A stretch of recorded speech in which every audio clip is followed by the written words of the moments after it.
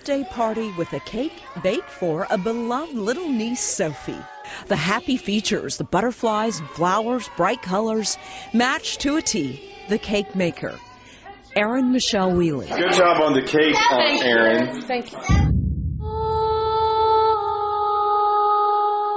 Sadly, there will be no more cakes from Erin. She was the life of the party, a beautiful, alert young woman who fell asleep while driving home from a barbecue outing July 4th, 2005.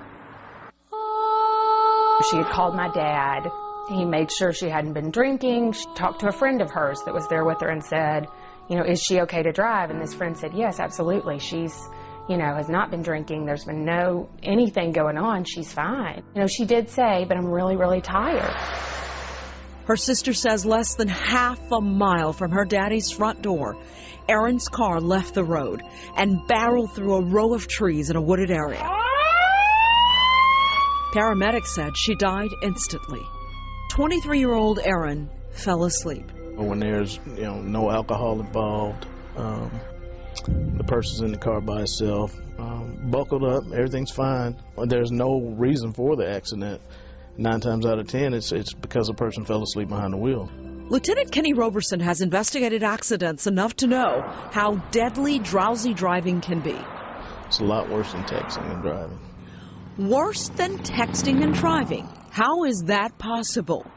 We are bombarded with public service messages about the dangers of driving and drinking. We are urged to have a phone-free car to avoid texting and driving. But the media are nearly silent when it comes to warnings about the danger of drowsy, sleepy driving, a condition responsible for 40,000 accidents, according to government statistics, and 62% of American adults reported driving drowsy. I heard myself scream, and I fell to the floor, and I literally threw the phone across the room. 5 years later, Koski is speaking out about losing her sister, a sister that used to be mistaken as her twin. Born less than 2 years apart, the birthdays just 4 days apart. This is not supposed to happen this way. She's supposed to have a boyfriend. She's supposed to get married. She's supposed to have babies. She's supposed to have cousins for my kids, and all of that got taken away from us. And I would just hate for somebody else to go through that. Many people would say that they can feel themselves get drowsy or sleepy. I think we're again sort of fooling ourselves. Dr. Robert Schreiner studies the human sleeping condition from Baptist Sleep Disorder Center in Memphis. He says it's likely a sleep-deprived driver cannot judge when the eyes will close. Many of us will not experience that necessarily, or will have what's called a micro sleep, just a very instantaneous type of sleep. And we have no real predilection or warning that that's coming on. We do know that shift workers and teenagers make up a dangerous at-risk group for drowsy driving. More often than not, they don't even know when they are sleep deprived. Going from warm weather into a cool car also creates a risk factor. And then early afternoon and midnight to 6 in the morning are optimum times for drowsy driving. Drowsy drivers are now getting help from the automobile industry. Mercedes-Benz has developed award-winning technology called Attention Assist.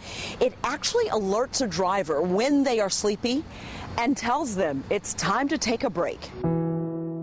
Never in through lifetime will I ever get another knock like that. And I hope no other parent ever has to endure that. Erin's accident was around 2:30 in the morning. Their dad got a knock on the door 2 hours later. It was a squad car. When I looked out the window, I knew something was up. The last time I talked to her, she said, I'm just tired of coming home. She didn't make it.